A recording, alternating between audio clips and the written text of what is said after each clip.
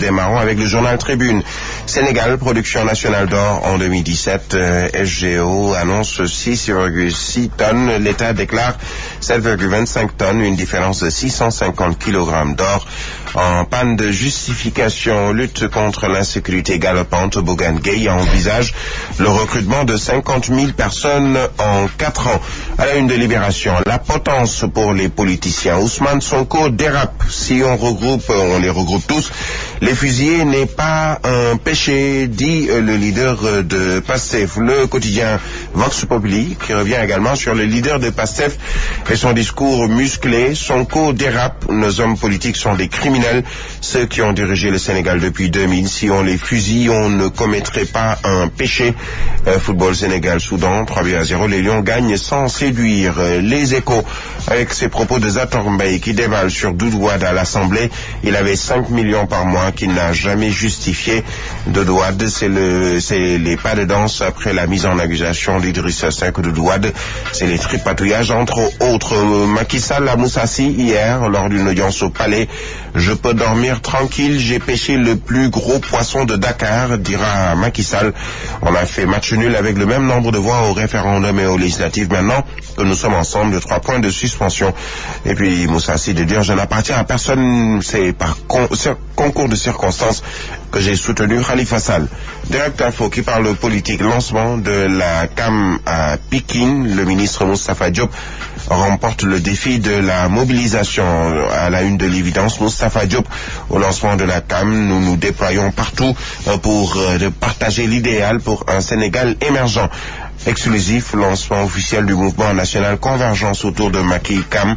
Moustapha Diop casse la baraque. Dakar Times, la paire dans la corruption sur les parrainages en France. Un parrain coûte 10 €. L'Observateur, document, loi de finances de l'année 2019. Les comptes de Macky, Pape Diouf après son concert. Mon challenge n'était pas de remplir Bercy, mais 3 points de suspension. Sud Quotidien, situation économique du Sénégal. Le professeur Alim Baye affiche son pessimisme. La découverte de pétrole et de gaz ne va pas changer grand-chose. Le journal Le Soleil, revalorisation des salaires dans la fonction publique, coût d'un mieux-être 60,4 milliards de francs CFA. Walf Quotidien, rentrée des classes, grève à répétition, bilan des régimes successifs. En matière d'éducation, les bonnes et les mauvaises notes du ministre Khalidou Diallo.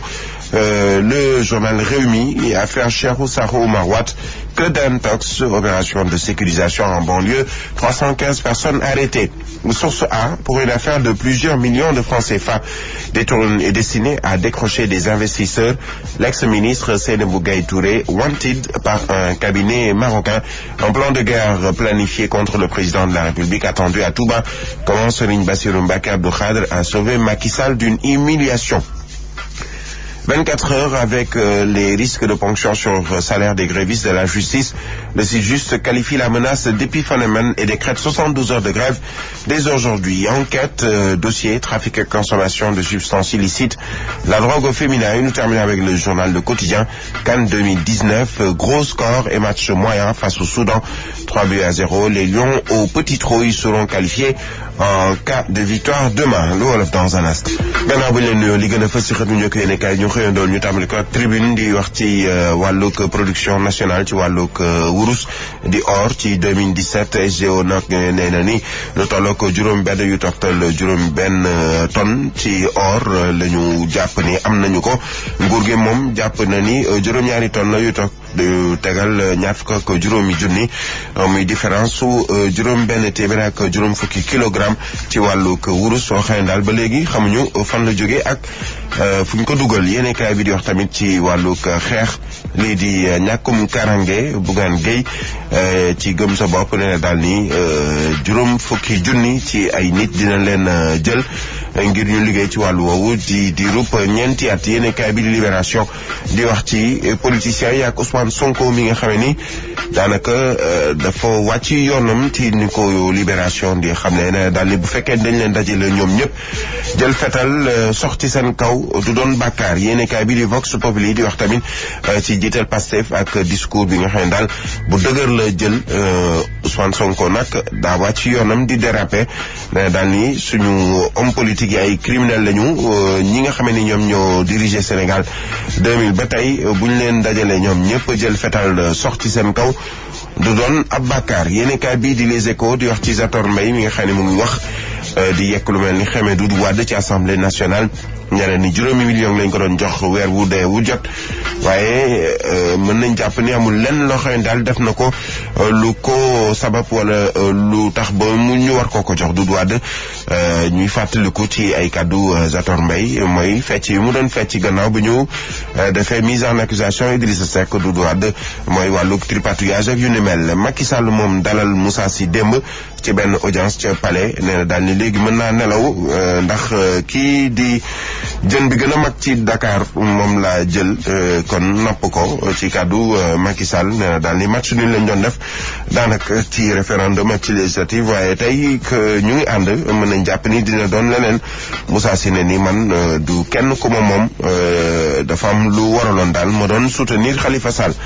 direct info di wax ci CAM ca Pikine ñu ko doon ubbi ministre Moustapha Diop ci wàllug mobilisation nag wane na boppam l'évidence di wax ci Moustapha Diop ak bi muy dalal CAM ne daal ni fépp foo xamee ni war nañu fa dem ngir wane Sénégal émergent daañu ko def l'exclusif di wax ci loolee tamit di lancement officiel convergence autour de Macky di ab mouvement Moustapha Diop nag wane na boppam Dakar Times di wax ci APR bi nga xam ne mu ngi ci wàllu corruption ca France benn parrain bu nekk nag faw ñu jox la fukki euro ngir nga mën a bokk l'observateur di wax ci document boo xam ne daal mu ngi jëm ci loi de finance annu 2019 ak li nga xam ni daanaka mel ni ay lépp ci Macky wax nañ tamit ci Pape Diouf gannaaw concert ba ca Bercy li mu bëggoon du woon feesal Bercy waaye donte nag amoon na lu tollook fukki junni ci ay nit ñoo xam ne daal jaay nañ leen billet. Sud Quotidien di wax ci situation économique ci Sénégal professeur Ali Mbaye di wane daal ni moom d'accordul ak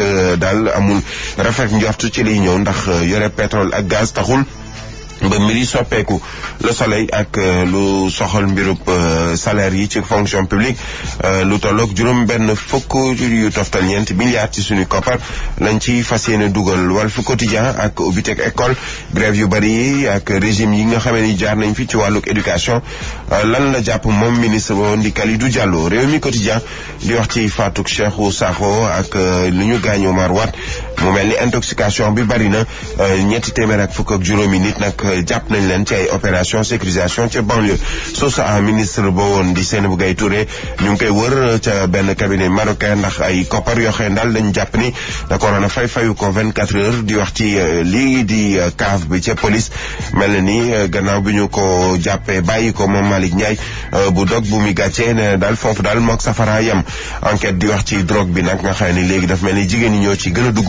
Le Quotidien moom di jeexal ak wàllug Sénégal Soudan 2 bal ci dara donte nag ñoom ñoo gagné waaye wanewuñu daal lu tax yaakaar mën a bëri faram-fàcce yi la xibaar ci wolof El Hadj Ahmed Aïdara ci tubaab ak Fabrice Ngema lay doon ci kanam.